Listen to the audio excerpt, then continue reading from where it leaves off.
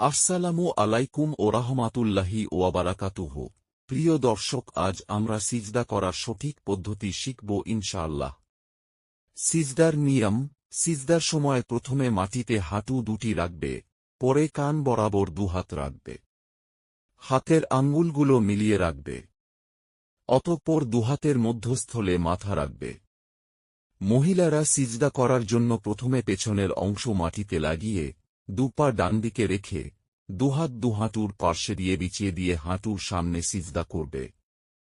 সিজদার সময় কপাল এবং নাক উভয়টি জমিনে রাখবে এবং হাত ও পায়ের আঙ্গুলগুলো কিবলামুখী করে রাখবে।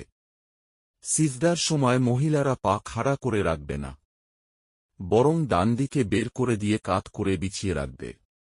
পুরুষরা পা খাড়া রেখে ভালোভাবে জমিনে চেপে রাখবে যেন পায়ের আঙ্গুলগুলো কেবলামুখী হয়ে যায়। মহিলারা খুব জড়ো সড়ো হয়ে ও সর্বাঙ্গ মিলিয়ে সিজদা করবে এবং পেট রানের সাথে ও বাহুদ্বয় পাঁজরের সাথে মিলিয়ে রাখবে।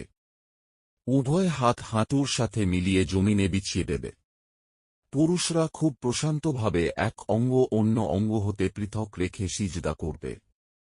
সিজদায় মাথা হাঁটু থেকে দূরে রাখবে যেন মাঝখান দিয়ে বকরীর বাচ্চা সহজে যেতে পারে। সিজদায় পেট রান হতে এবং বাহুদ্বয় পাঁজর হতে পৃথক রাখবে এবং হাত মাটিতে বিছাবে না। ভিডিওটি ভালো লাগলে একটি লাইক করে দেবেন। এই ধরনের নিত্যনতুন ভিডিও পেতে আমাদের চ্যানেলটি সাবস্ক্রাইব করে রাখুন।